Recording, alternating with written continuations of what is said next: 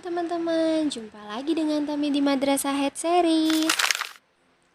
Pada episode ketiga ini, Tami akan kasih tahu gimana sih caranya menghitung masa haid dan masa suci. Berapa jam keluar darah dan berapa hari keluar darah. Pertama, cara menghitung berapa jam darah kita keluar. Coba teman-teman perhatikan contoh berikut ya. Pada tanggal 1 Januari, kita keluar darah pada jam 9 pagi. Kemudian di hari yang sama, pada jam 12 siang kita periksa ternyata darahnya masih keluar. Maka kita catat keluar darah selama 3 jam. Setelah itu, pada jam 5 sore di hari yang sama, kita periksa ternyata sudah bersih. Maka kita tulis suci selama 5 jam. Kedua, cara menghitung berapa hari keluar darah. Coba teman-teman perhatikan contoh berikut ya. Pada tanggal 1 Januari jam 9 pagi, kita keluar darah. Lalu pada tanggal 9 Januari jam 10 pagi, kita sudah bersih. Maka kita catat keluar darah selama 8 hari 1 jam.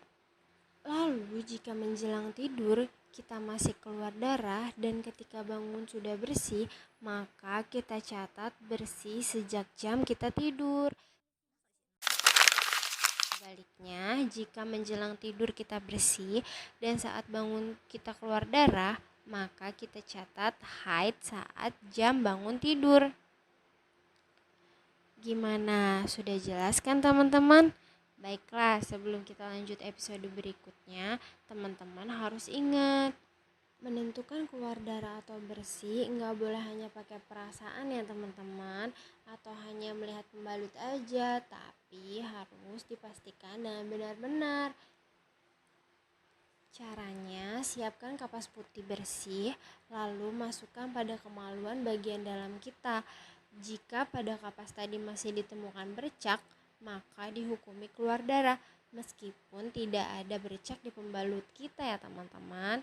Sebaliknya, jika pada kapas tadi tidak ditemukan bercak, maka dihukumi bersih. Sebagai penutup episode kali ini, teman-teman harus tahu bahwa menurut fikih ada istilah kemaluan bagian dalam dan kemaluan bagian luar.